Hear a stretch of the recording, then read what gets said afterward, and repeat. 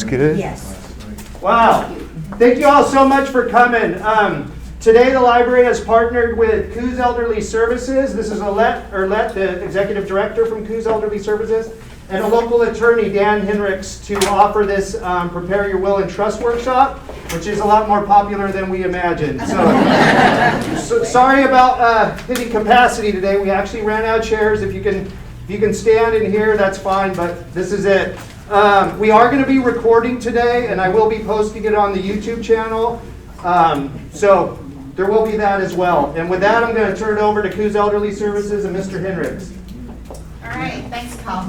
Okay, a little bit of housekeeping. We do have restrooms that are just outside the door here. No. Actually, just go in the library, and they're on the back wall to your right. If you go out and take a right, these ones are closed. We've been using them for the meeting room users. All right. I thought we were meeting. I should say rentals. All right. We do have exits here and exit over here. I feel like I'm, like on the plane. So just in case we do have to have an exit, please stay calm and be part to your nearest exit. I'm Arlette Upshaw. I'm the executive director for Coos Elderly Services. I'm not sure how many of y'all have heard of us. By a show of hands, can I see that? Yay. Okay. Well, Coos Elderly Services has been in business since 1991, and it was first started by a couple nuns here locally. And we basically help people with their finances. And we are rep payees. We handle personal representative, executor, conservator, guardianships,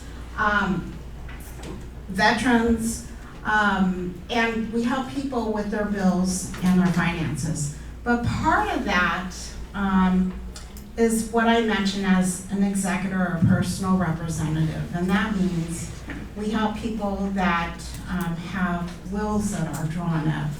And then there's trusts that are involved. And I have been receiving a lot of calls lately from the community asking about those types of services.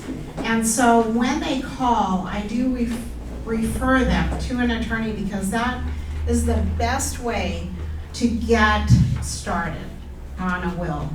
And so I've asked Dan Hendricks to come and speak to us about that, because that is one of his specialties. So, Dan, I'll hand it over to you. Great. Thank you, Arlette. Hello, I'm Dan Hendricks. I'm a local attorney. I've been here 30 years, almost exactly, practicing law. I've done all different kinds of law in the last 5 years or so. I've really focused on wills and trusts and probates. Speak closer. All right. I'm not used to using the mic either. Can you hear me? Yes. Oh, yeah. And I'm used to speaking to groups of either 6 or 12. So, anyway, so I've been doing this about 30 years, and I've been doing, like I said, a lot of different types of law throughout that period, but I've consistently done wills and trusts and that sort of thing. But I'm doing exclusively wills, trusts, and probates, and then a few associated things that go along with that for the last 5 years or so. So that's a little bit of background about me.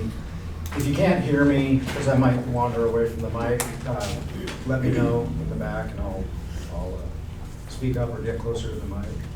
So I don't have any visuals for you. I don't have any special handouts. I did make some handouts, but I only made 6 or 8. If you guys want to share, that's fine. So I think what I'll do is just jump right into it and give you my little spiel. The first thing I want to do, though, is ask, out of all of you, have any of you seen an attorney about estate planning? Raise your hand if you've done that. Okay, so a few of you have. Good, okay. Have any of you tried to contact an attorney lately about estate planning? And I recognize a few faces in the crowd. One of the problems that we're having in this area right now is there just are not enough attorneys to do the work that's coming at us. He's leaving? Which is one of the reasons why I agreed to do this, is to try to give a broad overview of the situation as far as estate planning and probate and that sort of thing. Just watch my cord. But it's tough to Me too. get in to see an attorney because there just aren't enough of them, believe it or not. There are not enough attorneys in town that handle all the work.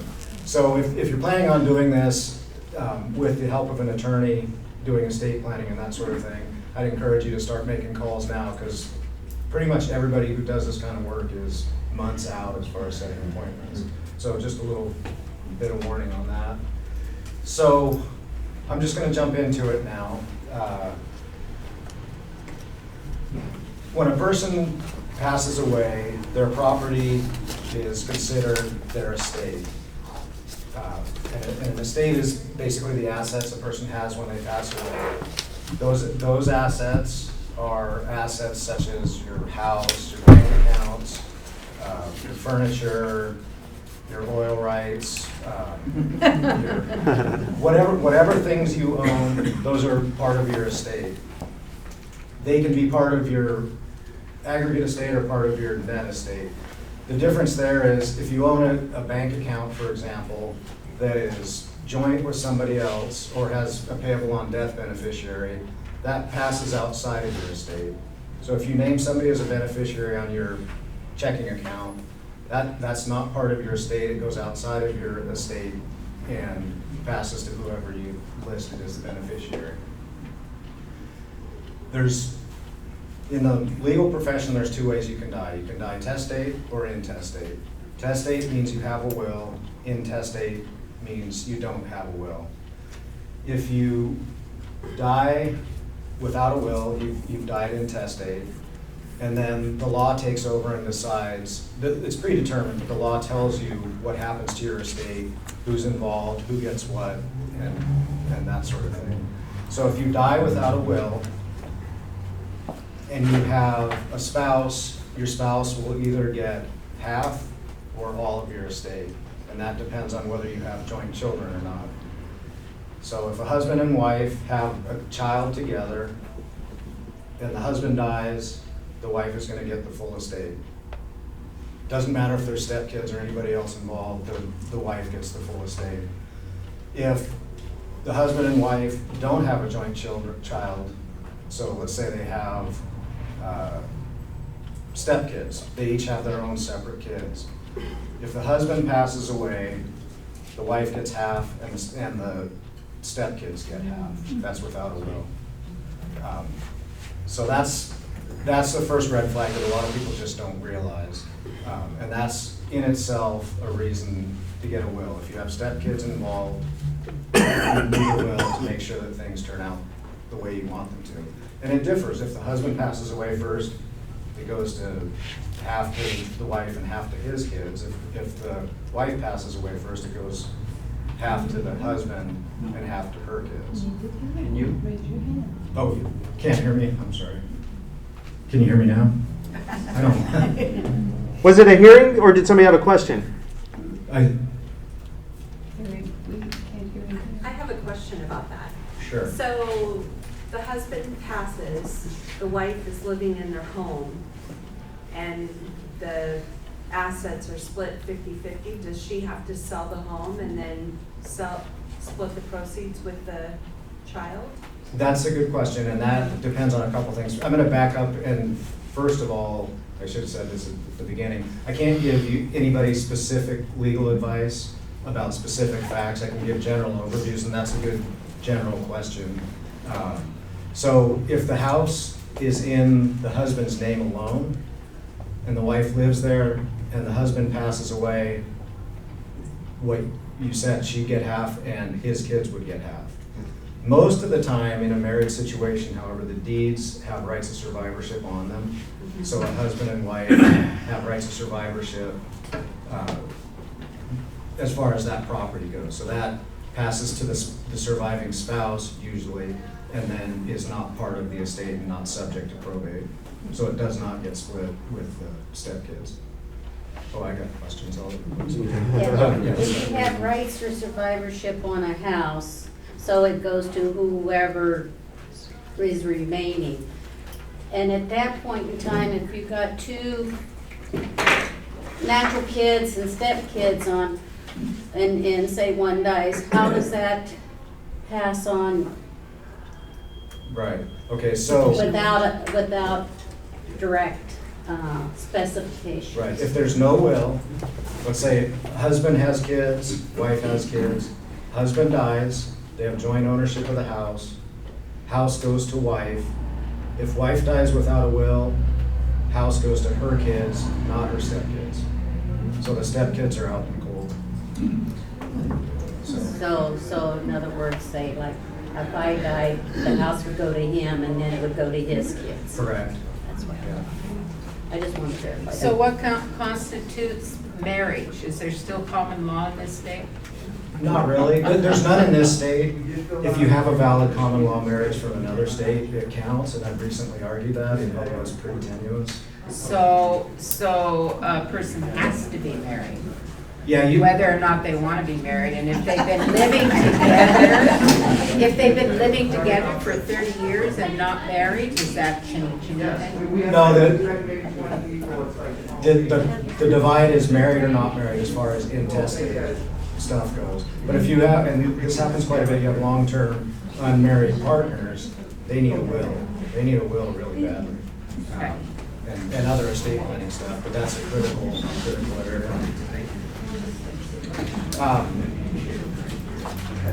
So, some of the things that are not subject to probate, we talked about like a jointly held house that has rights of survivorship. The same applies to jointly held accounts. There's a presumption that that money belongs equally to, or belongs to the survivor of the people that own the account jointly. There's payable on death accounts. Again, I talked about that a little bit. You go to the bank and list somebody as a survivor who gets the account when you pass away. Life insurance is the same thing. You list who you want to receive the benefits of your life insurance. So those things are all outside the probate estate. DMV also has a process where the legal heirs can sign an affidavit at DMV. That doesn't work for stepkids. It doesn't work for your cousin unless he's the only legal heir. The kid, if you have kids, they're the ones that have to do it, or spouse. But that's asset can be dealt with outside of probate. Also, personal property typically isn't too big of a deal. Couch, TV, clothes, that kind of stuff. Technically that's a probate asset, but it can usually be dealt with outside of probate unless there's big collections of valuable things. So those are not subject to probate. Now I'm going to move into, if you actually do a will, you can control most of those things. So you can control who your executor is, which is actually called personal representative in Oregon. Most people know it as executor. That person is the person who administers your estate. If you do a will, you get to pick who that is. If you don't do a will, then there's a statutory scheme about who does that for you. Yes, ma'am? Does that person have to be a resident of Oregon? No, they don't have to be a resident. They're, well, I've got it by the court a number of times, so. I ran into that when my mother died. I had an only child, and she wanted me to be her executor, but I lived in Alaska. She lived in Wisconsin. It may be different Not there. let me do it. Right, different states have different requirements. Yeah. Also, I typically, when I'm talking to people, if they can get along, like heirs, so kids, if they can get along, I want the person who's the most financially competent, but I also want somebody who's close by so they can, check the house, sign checks and that kind of thing. So it is more convenient to have somebody in town. On the right of survivorship, is that something that you go to the title company and do? So, well, for real estate, you can have an attorney do it. I don't know if the title company will do it. They used to. They may. Like, can you add someone, so? Yeah, it involves doing a new deed. So if the title company will do a new deed for you, you can do that. I strongly suggest that nobody put anybody else's name on your deed until you've spoken with an attorney about it, because there are all kinds of pitfalls. Their problems become your problems. If you put a kid on your deed the wrong way, their judgments, their child support, their divorce, their medical bills, their lawsuits, all attached to your house. So So any liability that they have Right. now. unless you do it the right way. So there are ways to do that. If you can make that not a problem. Dan, I think we had one more here. Yeah, I Oh, have I'm one sorry. more question on the land, since you're sticking to land. Is there a transfer of title upon the document that can be registered at the courthouse when the last person dies? That Yeah. change of ownership? There's what's called a transfer on death deed. And that is a deed that's fully revocable, meaning you can change it anytime you want, but it's very similar to putting somebody else as a beneficiary on your bank account.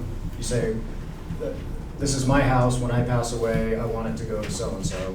And then you can change that, you can revoke that, you can do a different deed and put somebody else in that position. But then when you pass away, they record a death certificate at the county and the property transfers into their name. With some restrictions, there's an 18-month waiting period where it's really hard to sell the property because they have to wait for creditors' claims to come So in. it's about 18 months. Right, with that specific transfer on. So, and that you could do through the court. So that's even with right of survivorship, you could still do that extra document? You could, yes. Okay. Yeah, so that the husband and wife, when the last one of us passes away, it goes to Junior. Right, each of that. Now, I'm sorry, what was? Do you do that through a form, through the court? Again, it's a deed, so you'd want to either talk to a lawyer or maybe the title company, one of the title companies. Any other questions on this? Yes. Can we save the questions till the end so we get through the program, the video, because there's so many of us and there's at least 10 or 20 Sure. questions. Yeah, that sounds fair. Get everybody on board with that. We'll save the questions till the end. Yes. And if anybody needs a paper to write their questions down on, I can pass some of these around. No? Yeah. Yeah. Did anybody want paper? Like, Thank you. Yeah. thanks, Dan. Yeah. Yeah, I'm not a public speaker, so I appreciate your input, that helps.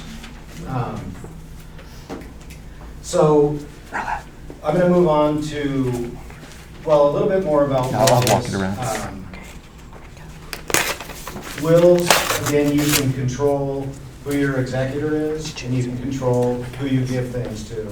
So you can, instead of the law saying it goes to half to your wife and half to your kids, you can say, I want it to go all to my wife, or I want it to go to the Hare Krishnas, or whatever you want to do with it, you can do with it, as long as it's not something that's illegal. So you can't say, I want to use it to start a drug cartel or something like that. But anything else within reason, you can do. So you can give it to charity, you can give it to family, you can give it to friends, however you want to do that, you can do that through the will.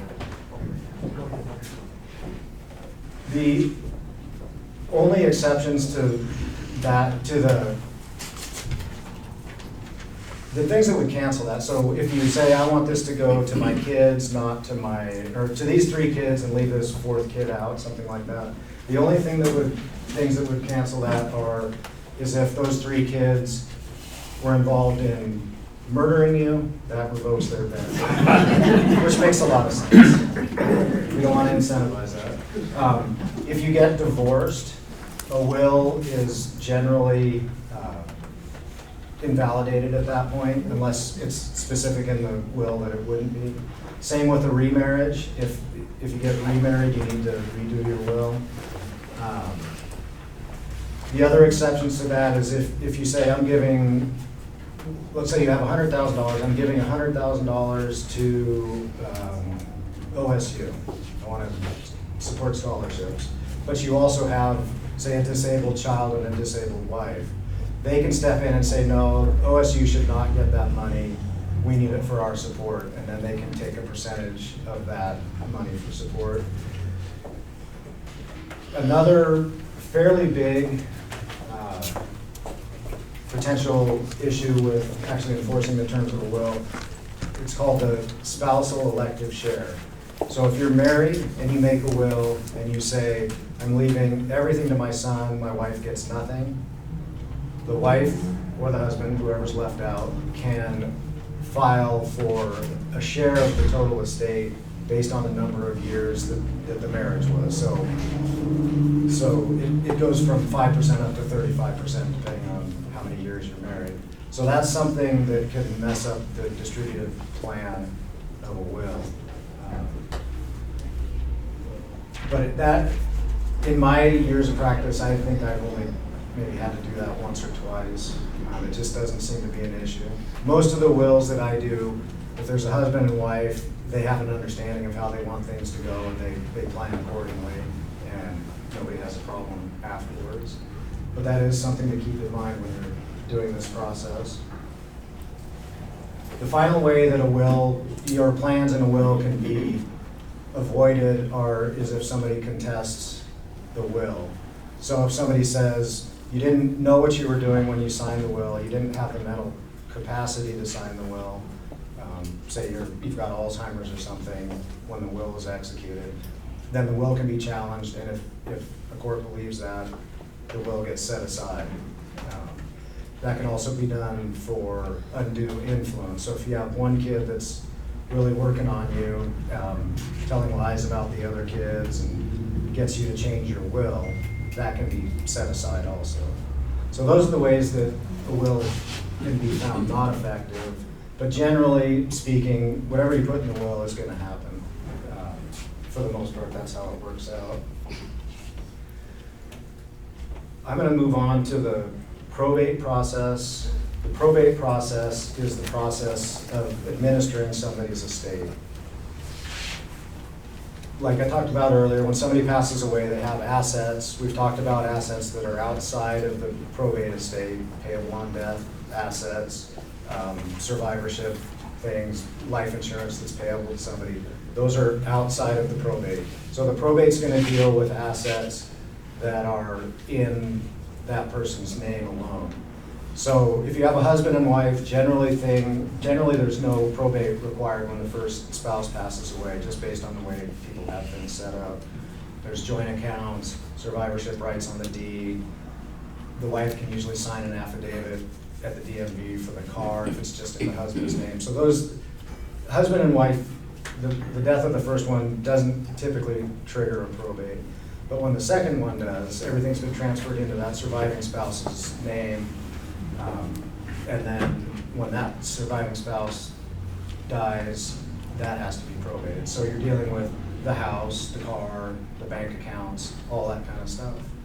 You're also dealing with the debts, so the ongoing utility bills, the medical bills, the mortgage, car payment, credit cards, whatever there is. All of those things are things that are dealt with in the probate. The purpose of a probate is to settle all of those matters, to make sure that creditors get paid, to make sure that assets are transferred to whoever they're supposed to go to make sure that people are notified about the things that they're supposed to be notified about, and that everything basically goes to who it's supposed to go to. So that's the purpose of the probate process. The probate process is a court process. It involves filing a petition for probate with the court, which is a whole bunch of information about the person who's passed away, and who their heirs are and that sort of thing. And if there's a will, that goes also. That gets filed with the court. Then the court appoints a personal representative, an executor, to handle the estate. As soon as that personal representative is appointed to handle the estate, they can jump in and start trying to figure out how to pay the electric bill so the lights stay on at the house, pay the insurance, that sort of thing. And if it's appropriate, sell the car, list the house for sale, deal with an estate sale.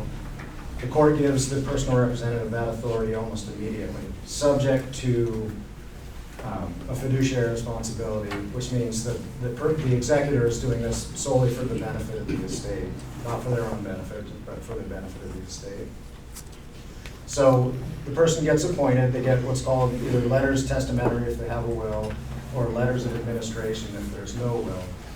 it's a single piece of paper that says this person is authorized to sell the house, sell the car, basically step into the position of the deceased person. And like I said, as soon as that executor has that piece of paper, they can go about the business of taking care of the estate. The estate assets have to be kept together. So money comes in, money goes into an estate account, not in the executor's name. The executor is not supposed to mix their own personal funds. There's supposed to be a bright line between the executor's personal stuff and the executor's estate stuff. So you keep those things separate. And again, so probate process, you file a petition with the court appoints an executor. The executor starts this process. The executor also has to, at some point, publish a notice in the newspaper, and it's a formal notice. It's not the little one that you sometimes see in like a shop but it's an actual formal legal notice, and it costs $300-400 to publish in the paper. So they publish that notice. They have to provide an inventory and an accounting to the court, and then at the end of this process, ask the court for permission to distribute the estate, and then the estate gets distributed out. That's a real nutshell version of the probate process. And I'm going to stop here and see if anybody has any questions on the probate process. Yes? Estate size and what triggers probate? My notes have it, I forgot to tell you. So if there are any assets, a probate, any assets that have a title, for example, a bank account that's just in somebody's name, or even if it's $12, if you want that $12, you have to file a probate. If there's a beneficiary, you don't. If you don't want to mess with it, you just leave that $12 and that'll eventually send it to the state lost property.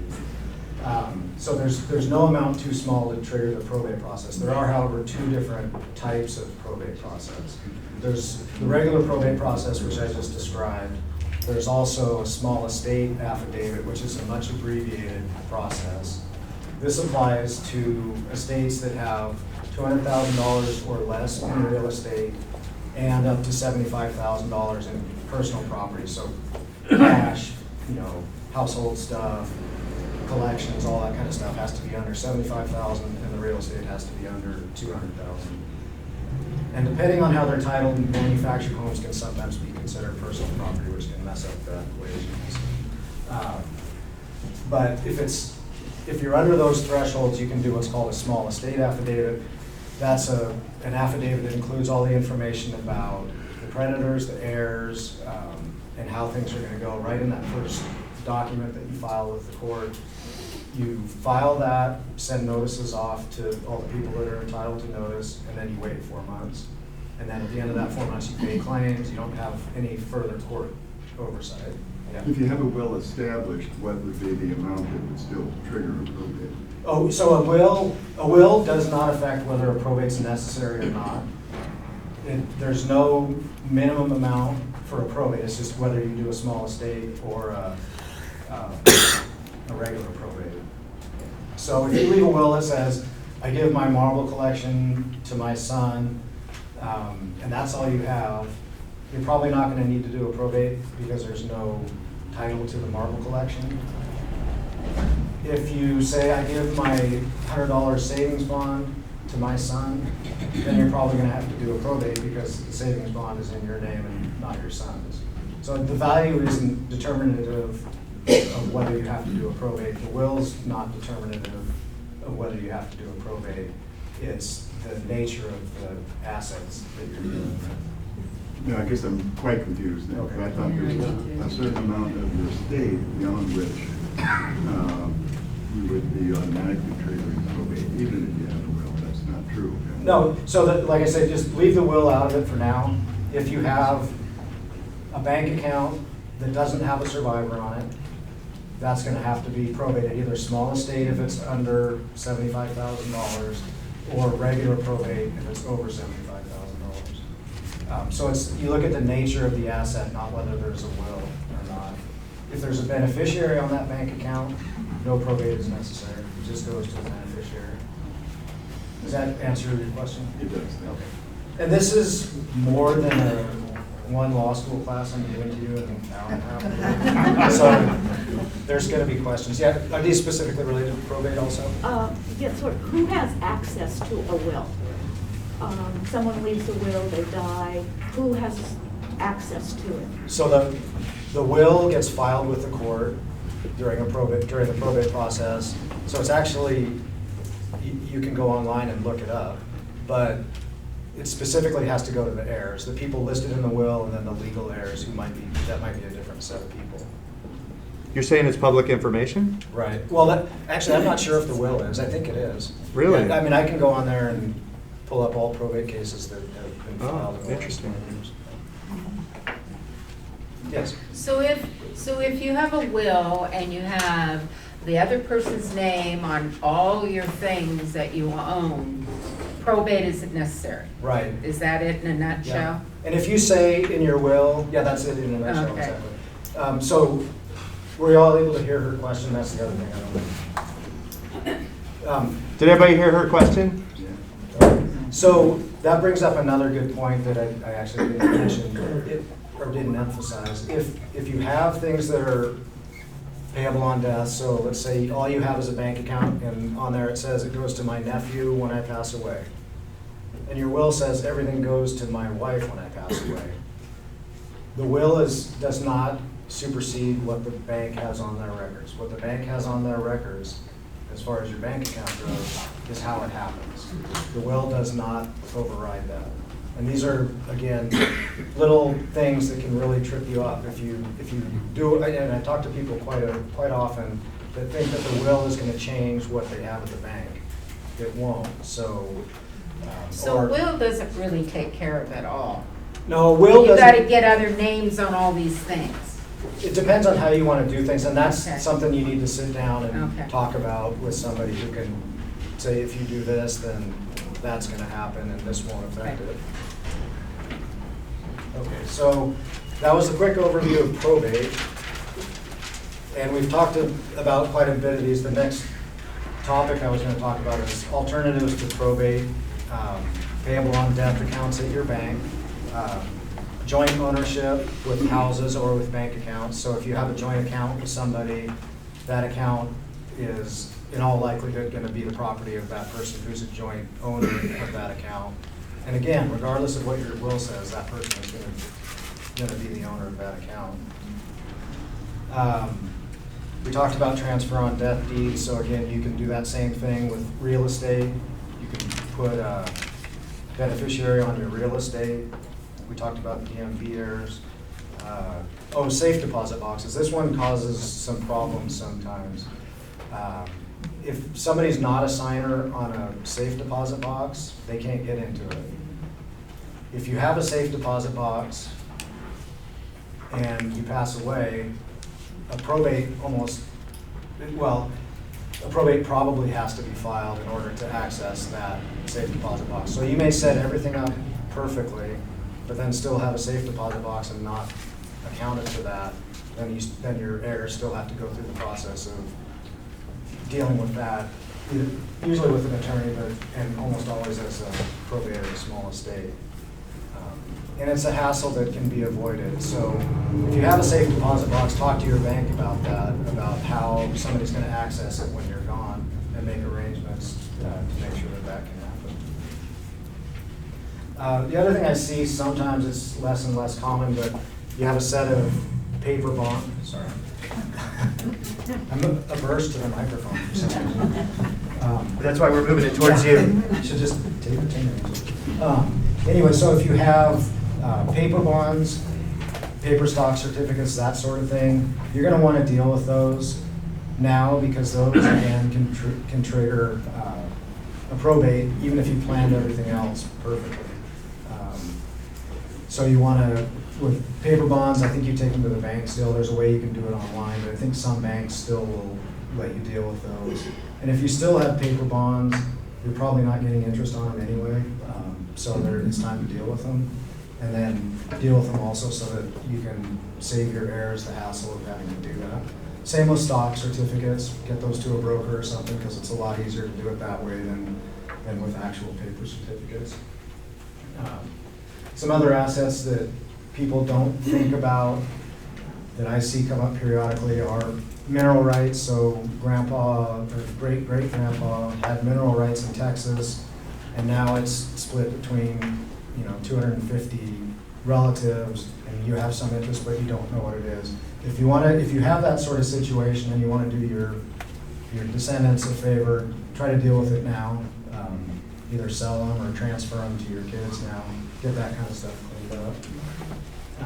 And then finally, if somebody owes you money on a promissory note, or just you lent your kid $5,000, that kind of thing, you're going to want to make sure that that is either assigned to a beneficiary, and there's different ways to do this, or assigned into a trust. But those are basically trigger things for you to think about.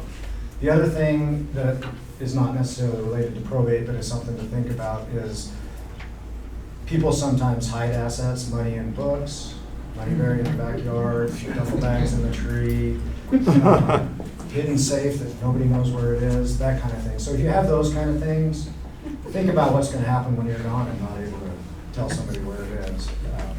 So that's just a little extra on that. You've got a question there.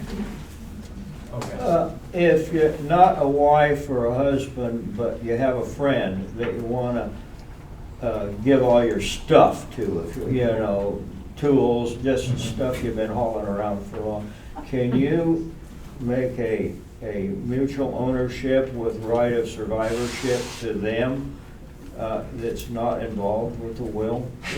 I've never done that. You probably could. I've never done that. What I usually do is have the person do a will that says all my personal property goes to so-and-so, and then it probably wouldn't need to be probated unless somebody wanted to contest that person took everything. And then somebody could contest that. But if that person has a will that says this stuff is all mine and there's no other assets that are going to be probated, the person's pretty safe in just taking them. I'm taking it, as long as it's not of significant value. Because if it's a significant value, then creditors are going to have What's significant? So you have to look at the cost of disposing of it, how much it's going to cost to sell it, have a sale, what's the commission going to be, all that kind of stuff, and what's it really worth. You're talking basically estate sale prices. So, and you have to also take into account that really nobody wants anything anymore. It's hard to sell stuff anymore. Yeah. So, if you have $20,000 worth of automotive equipment and he has creditors, they might want to try to force that to be sold. If you have, if you have $50,000 worth of stuff, but it's going to cost $40,000 to sell it, nobody's going to care. Yeah, I've always heard or felt that the farther you can stay from probate, the better you're off. Is that correct? Probate, it's a nice, formal, neat process that costs a lot of money and takes a lot of time. Okay, so that's what I heard. Yeah, if you want to save money, you want to avoid probate. If you're going to have problems where people are going to be fighting about stuff, it's going to be inevitable anyway. Okay, thank you. Yeah. What about online wills? I've seen a lot of them messed up by people doing them on their own. I've seen some that worked out fine. I definitely think it's worth sitting down and talking with a lawyer about it. Most lawyers won't review that kind of will. It's just too much work and too much liability. But if you just have an estate planning meeting with an attorney and then you decide you want to do your own will, that's better than just doing it on your own online. Because there's all these things that they're not going to tell you. They're not going to delve into all these different facets. And people mess up on the forms. I've seen it happen. Yes? What is the timeline for contesting a will? There's two different timelines, and I don't have them memorized. There's one Well, the ultimate one is the statute of limitations, which I believe is 2 or 3 years, something like that. But if you've been provided notice in the probate, I think you have to do it sooner. I typically don't get involved in those anymore if I can avoid it. It's just not any fun. What is it? Explain estate planning to me. Exactly what is that and how that would affect your process with your will. Right. So estate planning is sitting down or standing up with a lawyer and going, or maybe a computer program or maybe a financial planner, but preferably a lawyer, sitting down and deciding whether you're going to have a will, whether you're going to have a trust, whether you're going to make accounts payable on death, all sorts of things like that. So it's basically what happens to my stuff when I die. Figuring all that out and putting it down on paper. Okay. One question about probate land. If you joint own with other family members and they die without a will, how does that affect the surviving person because their half or their amount went to their children? Right. So. And so the other person is left there So if you- unable to do anything with their proportion of. Right, and that's what happens with mineral rights. That's what I was talking about. You have all these ownership interests, but it happens with real estate a fair amount also. So, and what it depends on is, well, I'm going to back up. The question is, what happens to jointly held real estate when one of the joint owners passes away? How does that affect the surviving owners and that sort of thing? So the first question you have to ask is, are there rights of survivorship or not?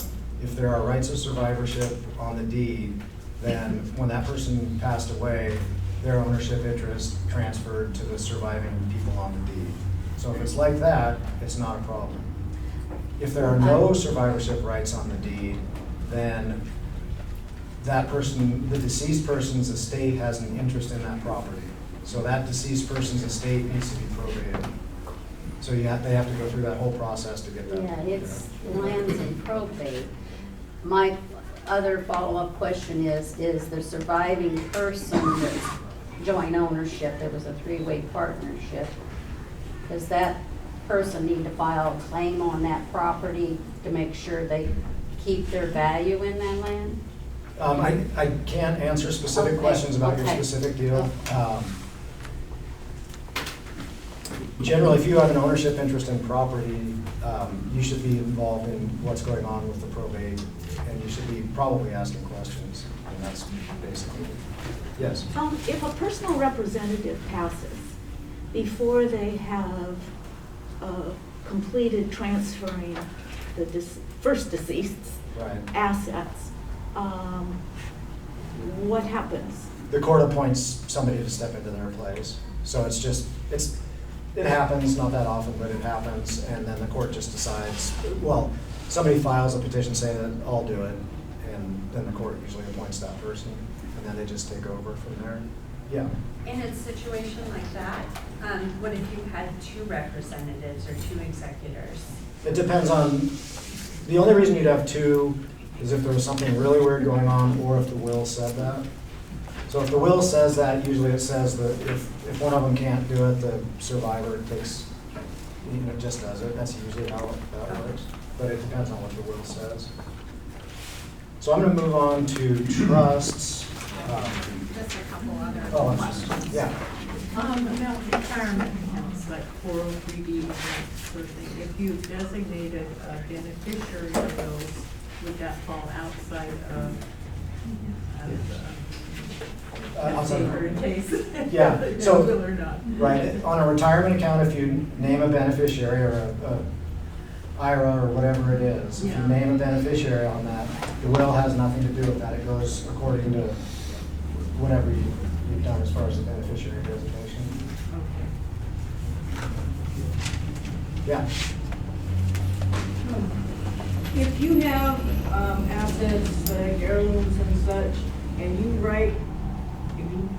label them and write it in the will, does that go to the direct beneficiaries that you name? And Yeah. is there a tax involved on them for receiving it? Right, okay, so the answer to the first question is, if you leave, say, grandma's quilt and grandpa's shotgun to the two grandkids, if you leave it like that, that's how it's gonna go. They're gonna get those things. And those are what's called specific bequests. If you say, grandson gets the shotgun, granddaughter gets the quilt, those are specific bequests. And if you say everything else goes to my son, everything else goes to the son, the grandson and the granddaughter get those things without having to pay any of the costs of administration or anything like that. So the costs and all that kind of stuff come out of everything else.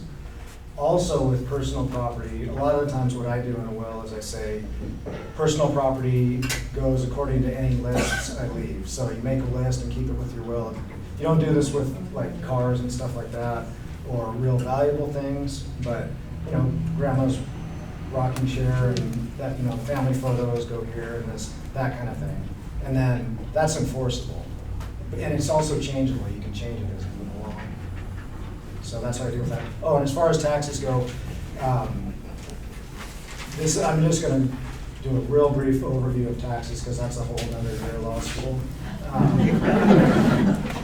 The taxes that an estate are subject to would be, that a personal representative would have to deal with are final tax return for the person who passed away, potentially a fiduciary tax return for the estate. So if I say a house is sold in the estate itself has to file, or may be required to file a separate tax return. And then if the estate's over $1 million in Oregon, there's also an estate tax. So if an estate is valued over $1 million, then potentially estate tax is due on top of any other taxes that might be due, income tax that might be due. So those are the three kinds of taxes. In that situation, as far as personal property goes, there wouldn't be any taxes for receiving that.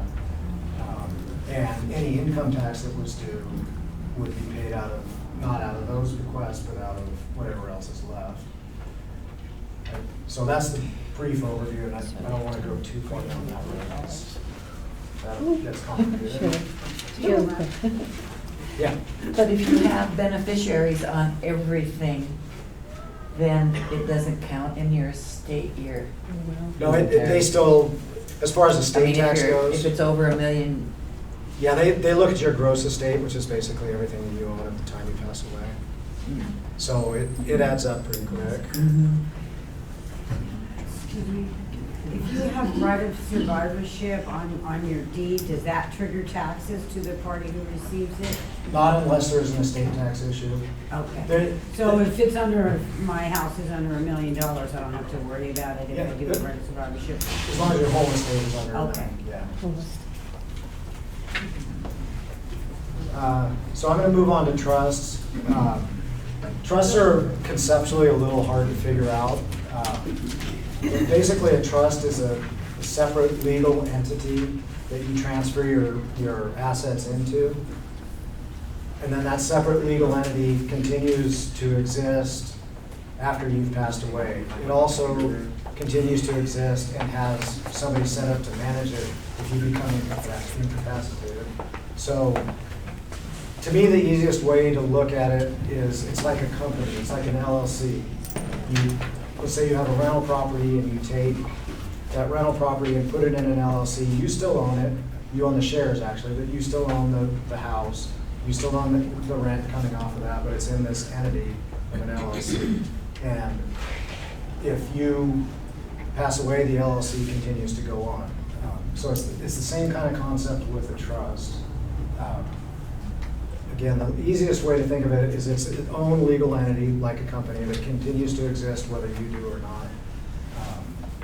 With a trust, you transfer assets into the trust. That's called funding the trust. That's what really makes it effective. In order to do that, you have to have a trust agreement of some sort. So some sort of document that says I'm establishing a trust and what the name of the trust is and who the trustees are. The trustees are the ones that manage the trust.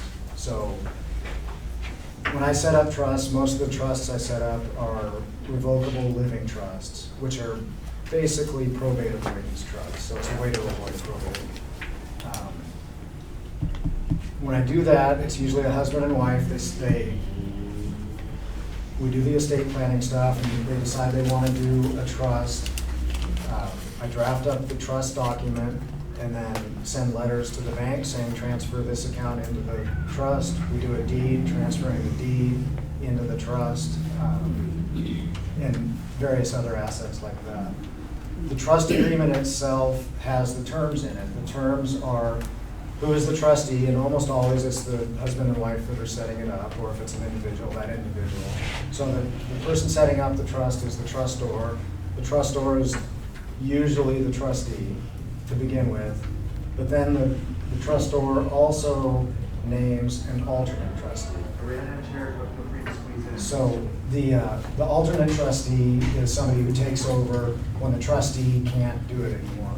So if they end up in the Alzheimer's unit or something like that, can't write checks, can't deal with things, that successor trustee is already named and already ready to go to take over and just step in and start doing all that stuff.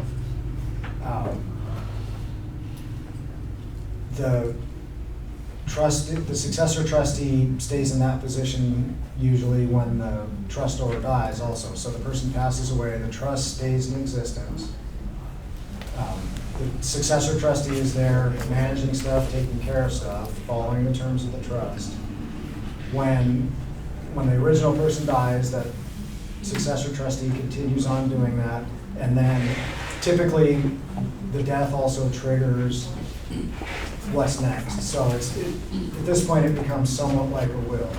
The successor trustee is somewhat like an executor managing all that stuff, and somewhat like an executor in a probate, managing all that stuff and making sure that the terms of the trust, which include distribution provisions, are kept. So the trust also has terms in it that says granddaughter gets the rocking chair, grandson gets the shotgun, my son gets everything else. We just got a couple people in the back that can't hear, so thanks, Dan. So again, the trust has disposition provisions that things go where you labeled them to go. Another good thing about a trust is if you have a kid who has financial problems or say substance abuse problems, you can continue that kid's share in trust. You can say kid doesn't get it until kid goes through drug and alcohol treatment, or kid doesn't get it, well, kid gets it at $500 a month, their share, or something like that. So that's the other benefit of a trust, is you can put restrictions on how the money is distributed out. You can do it over time, or you can make it conditional on the beneficiary doing certain things and taking care of issues like that. So that's the main type of trust I do. There's other types of trust. There are trusts specifically tailored to dealing with estate tax. Again, I'm not going to get into that right now because that's a whole very long conversation about that. But there are trusts that can help mitigate the effects of Oregon estate tax and federal estate tax. But I don't want to get into those right now. There's also there's other types of trusts, charitable trusts, where you could get tax benefit now if you basically give away an interest in some of your assets to maintain income, different things like that. I'm not going to get into those right now also, but those are the types of things you need to talk to an accountant about what the best tax advantage thing to do is. But charitable trusts are another type of trust. I very rarely do those because they're too complicated and people don't typically want to give away assets now. So if a trust is set up properly and funded properly and there's no assets that are outside of the trust and do not have a beneficiary listed, so in other words, everything passes either according to the terms of the trust or by beneficiary designation, then there's no probate necessary. So a trust is a means of avoiding probate. That's the main reason a lot of people do it. It also can help avoid a conservatorship. A A conservatorship is a legal proceeding. So let's say you go into the Alzheimer's unit and you don't have a trust, but you have a bunch of assets, and you haven't appointed somebody to manage your stuff for you. There's nobody that's legally authorized to do that. So somebody has to go to court, get a conservator appointed, which is a court-appointed person to manage everything. That person has to file reports and be accountable to the court to make sure that everything is going the way it's going. And that process, again, is expensive. And if you can avoid that, you really want to avoid that. The trust helps to avoid that and is pretty effective in avoiding that. There's other ways to do it also, but a trust is a pretty effective way to do it.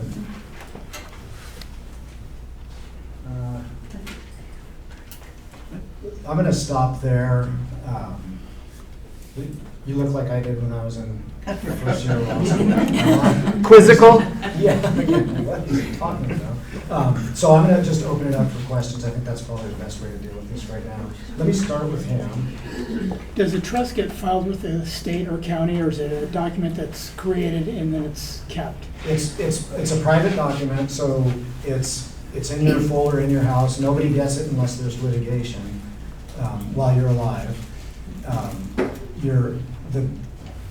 The people who are entitled to receive something under the trust are entitled to receive a copy of it once something happens to you. So you create a trust, it's yours, you don't have to share it with anybody. But if a successor trustee takes over either because you're incapacitated or deceased, then the beneficiaries under the trust have the right to start looking at it. But other than that, it doesn't go to the court unless one of them files litigation. It doesn't go to the court. So it stays private within the family usually. That's another benefit of the trust.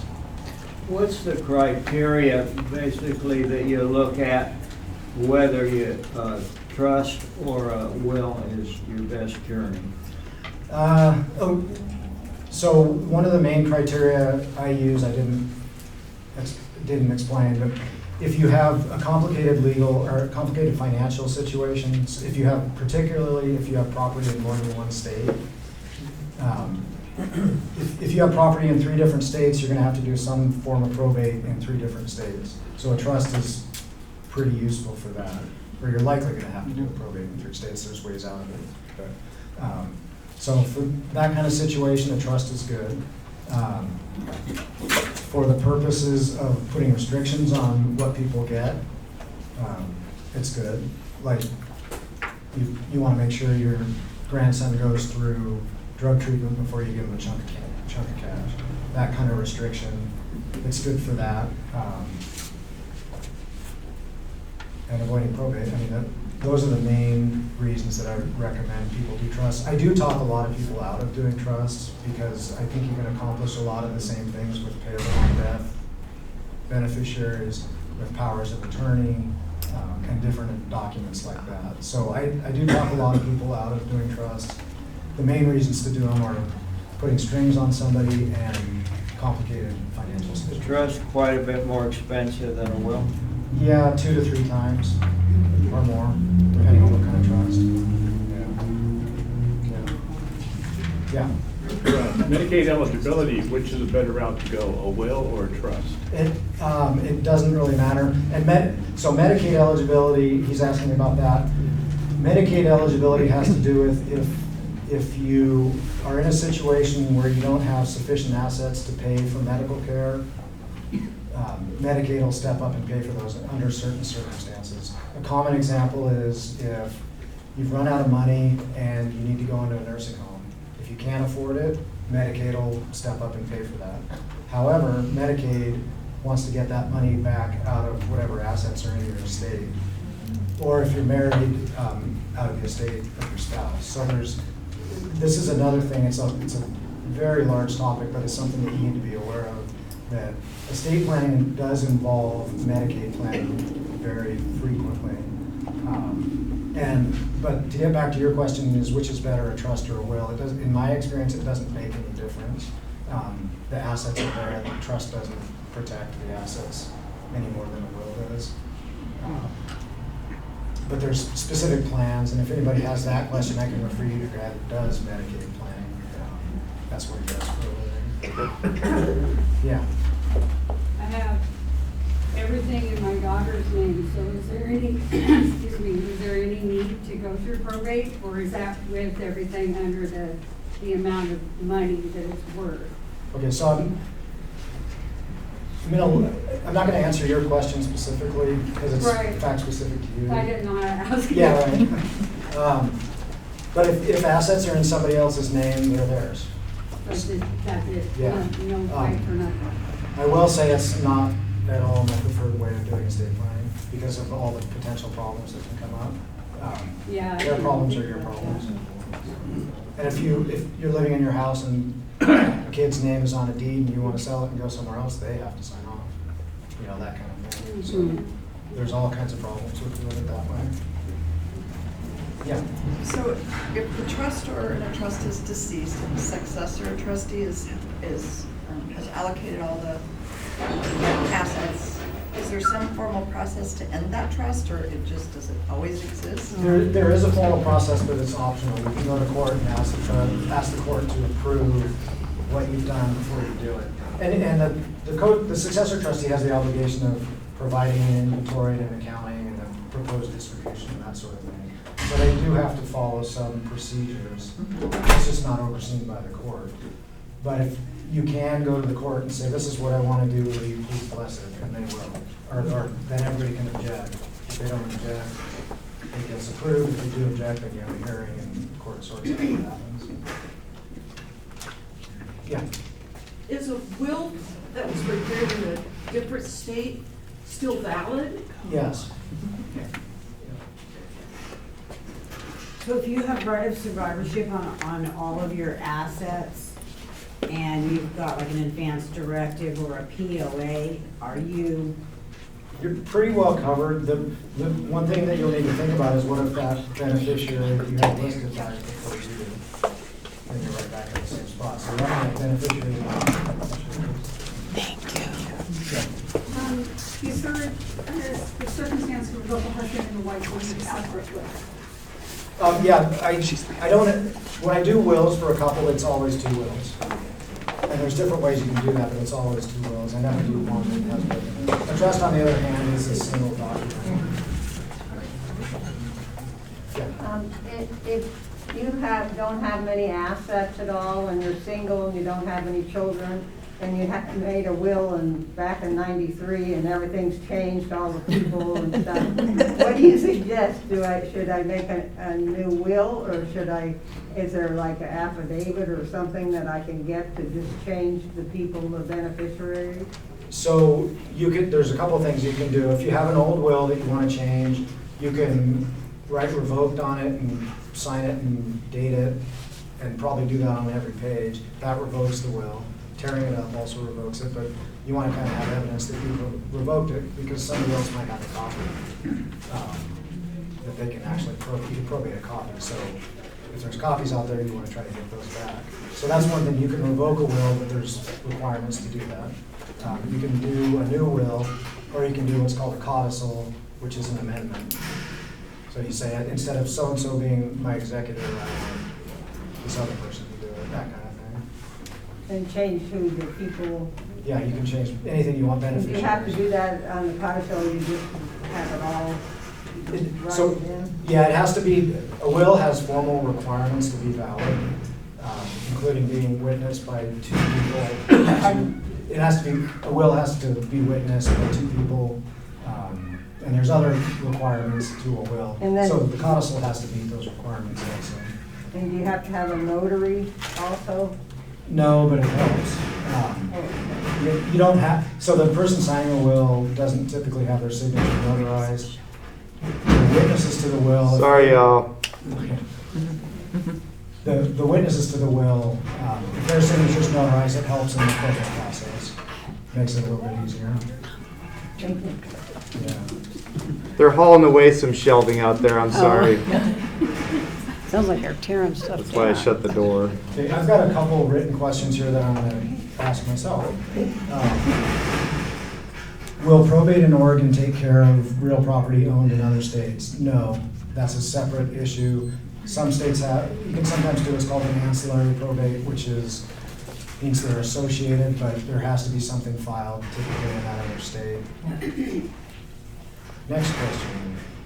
Is wife responsible for husband's medical bills after he dies? Typically, yes. And then third question, what proof does one need to prove a common law marriage from another state? I'm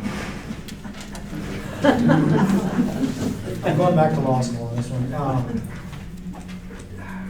You have to hold yourself out as husband and wife in a public way in a jurisdiction where common law marriage is recognized, and it's usually for a period of time. So it's 7 years. Yeah, and it depends on the jurisdiction how long it is, but it's not really a thing anymore. I don't know of any states that still have it. Dan, I had one from a patron who couldn't make it today that'll be watching the recording. She wanted to know how she could put her house in a trust to give to like a charitable nonprofit. Like her specific example was to give it to like a foster organization that helped older kids, you know, who might not be able to find homes. Right. So the legal process is pretty simple. We create a trust that does that. The more important question is talk to the accountant to figure out what kind of tax advantage you can get now by doing that. So then the accountant can give direction to me as the attorney on what kind of trust provides the best tax advantage to the person making that. Because if you set up a trust like that, you can get tax advantage now, or you can get tax advantage for your heirs later. But there's tax advantage involved if it's done the right way. So they would start by talking to an accountant sooner than later. Right. Okay, Yeah, cool. That's what Thank you. Sure. I have to the lady that said she had everything in her daughter's name. My sister-in-law thought that she had everything in her name too from my brother. And when he passed away, he had bought one stock, and that threw them into probate. So you want to make sure that you have that. Exactly, and that's a good point. That's why I brought up paper stock certificates, paper bond certificates. Also, people tell me all the time, it's just a small account. There's only $500 in it. I'm not worried about it. It's like, no, take care of it, because that if somebody wants to deal with that small account and you don't deal with it, it's going to be a probate asset. But just that one thing. They probably lose a lot of the money in probate. Yeah, it's not worth it. Yeah. Yeah, it's just not worth it. Yeah. What about like electronic stuff you've got held that way that you don't actually have paper on? What's the best way to secure that? So those accounts, as far as I know, all of them allow you to list a beneficiary on those accounts. It'd just be going into their forms and clicking on the right things and filling them out. So it's just like going to the bank, except you're doing it online. But yeah, those are another thing to think about. If you have so I have an account with my daughter who's 17, but it's really in my name. If I didn't have her listed as a beneficiary, that asset itself would trigger a probate. So all those kinds of things you have to think about. Electronic accounts are a good example. Oh, electronic accounts. If you have an eBay account, an Etsy account, figure that out now. I don't know what to tell you to do with them, but they're a nightmare. So go on their little forums and figure it out. Yeah. So the witnessing, the witnesses, is there a affidavit that you can download or get it at a stationery store and the codicil and stuff like that? Codicil. Maybe. There used to be able to buy what's called Stevens Nest forms. They're Oregon-specific legal forms that South Coast Office supply. I think they still sell them. You can get them online also. Okay. Thank you. Yeah, I don't typically recommend doing that without consulting with a lawyer first. So. I just want a clarification. She had brought this up about her sister-in-law. So when I was hearing you before, I thought you were saying that if there are beneficiaries to different accounts and all that, and if somebody had a right of survivorship, if they died and then you found out that there was this one account that didn't, she was saying that the whole thing, everything went into probate. No, The one Payable on thing. death accounts don't. Okay, That's all separate. all right, it's just But it- that one thing that's not, But what okay. it does is that one thing also, the other real downside is that one thing triggers all the notice requirement to all the heirs, to all the creditors, to everything like that. And then if a creditor gets a notice that there's a $500 bank account that's being probated, they might look into that farther, and then they can reach around and try to grab back some of the payable on death assets. So it's better not to have a probate if you don't need one. And it also delays any payment she didn't have any money for, I don't know, for the length of time that it was in probate. Yeah. Yeah. Do your family a huge favor and make a password address book. Yep. PIN numbers, all that kind of stuff, while you remember what they are. Along with a list of combinations to your safe, where your safe deposit box is, where your electronic accounts are, everything you can think of. You need to have it somewhere where somebody can find it when you can't explain it. What happens to unsecured credit cards with only the dead person's name on it? So it depends on what the debt's for, but typically that's, well, it's if there's a probate, it's going to be part of that probate. Those debts have to be paid off. If it's, let's say their husband and wife have a joint credit card and husband passes away, typically that joint debt, the credit card's not going to care, but technically it's a debt of the estate. If there's only one person's name on the card and that person dies. Yeah, then that would be a claim against the estate, which means when the house is sold or when the bank account's closed out, that debt, if it's valid, gets paid off out of the estate assets. Only if it goes to probate? Well, no, I mean, They will automatically trigger probate? what's that?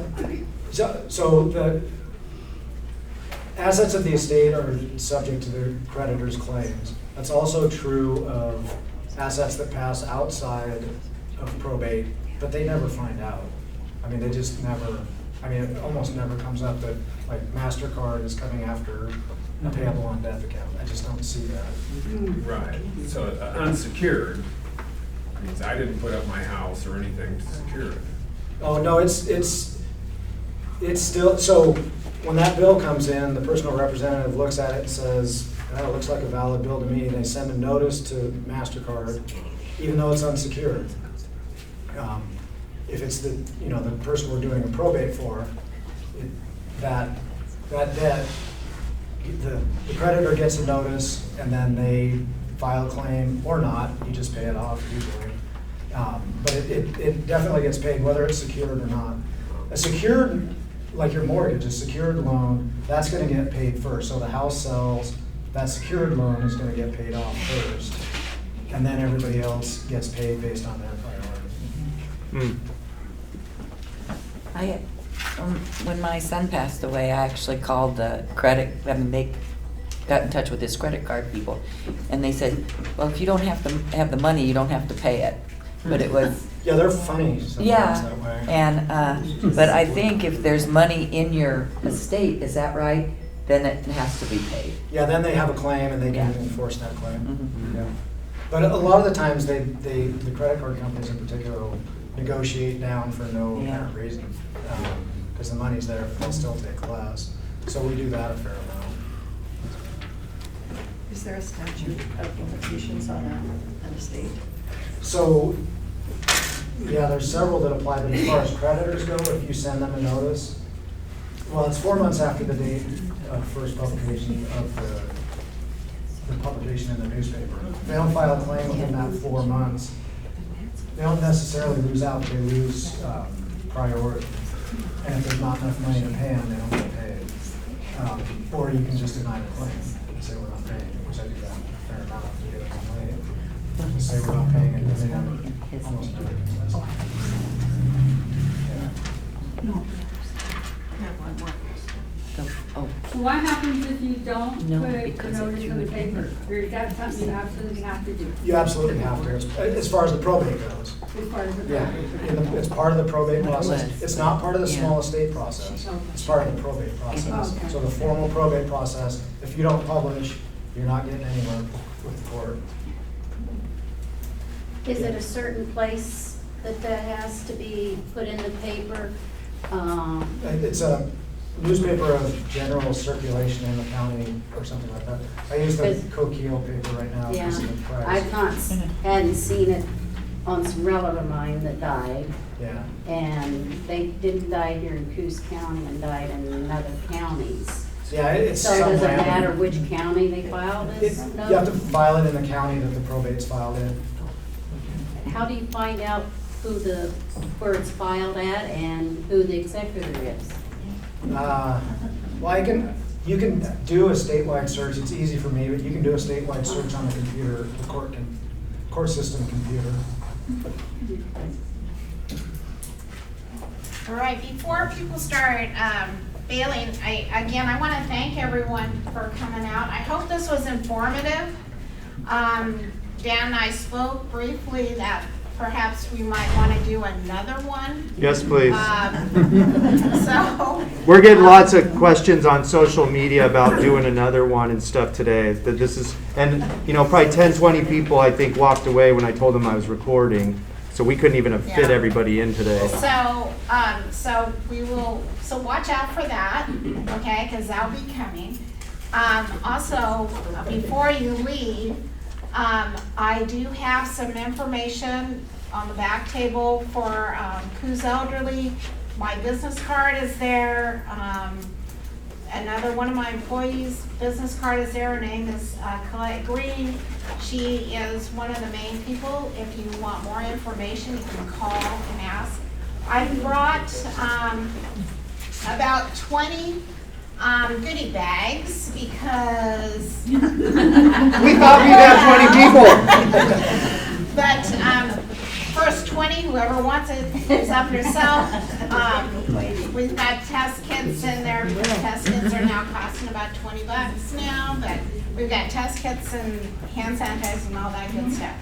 But what I wanted to say as well is that Coos, I have it there. I don't need the mic either. Coos Elderly does provide personal representative services, okay? So if you are making out your will, you don't have a family member or a close friend that you trust, by all means, you can name us in your will as a personal representative, and we will meet with an attorney to go through, make sure everything is followed, and we do all the legwork, okay? So I just want to put that into your mind so that it kind of eases your thoughts about who can you assign, okay? Coos Elderly is available for that. Awesome. You have a website? They do. It's just cooselderly.org. And again, our flyers are in the back there that tells all the different services that we have. We also deal with trusts, special needs trusts, income cap trusts. And these are some of the other trusts that Dan didn't speak to, but we do handle those as well. Okay, so feel free, please, to help yourself. Now, we've got the room until 2 o'clock, and I understand there may be some that have heard all that they want to hear, or their brains are all fogged up with all this information and you have to digest it somewhere. You're free to leave. Those that would like to hang around and ask questions, please remain seated, Yes, and please. we will be happy to answer any questions. And Arlette, if I could jump in before Yes. people leave. First, I wanted to point out that all those services you mentioned are free, right? Yes. Well, At Coos No. Elderly Services. no, they are Oh, not okay. free. But we are regulated by Social Security, the courts, and the state. Isn't the financial management stuff free? It depends on what they That they have. make, okay, cool. And I just wanted to point out that this is after I planned this program, one of my coworkers planned a whole Art of Dying Well series. And I just put a bunch of flyers in the back for the next, I think, 4 or 5 presentations. We're gonna have a presentation from Coos Chapel, the Coos Bay Chapel over here. Hospice is gonna be doing a couple presentations on caregiving and hospice. And we're gonna have a social worker too coming and talking about grief. So pick up one of these little flyers in the back if you're interested in more related programs. All right, thank you for coming. Yeah, thank you.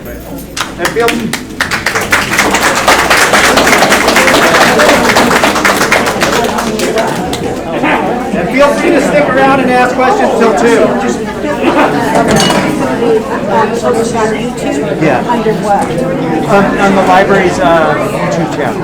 Oh, it's the library. Coos Bay Public Library. Yeah, so if you just go to, actually I'm going to stop the recording because I don't think I'm going to be picking up anything from this point on. Okay.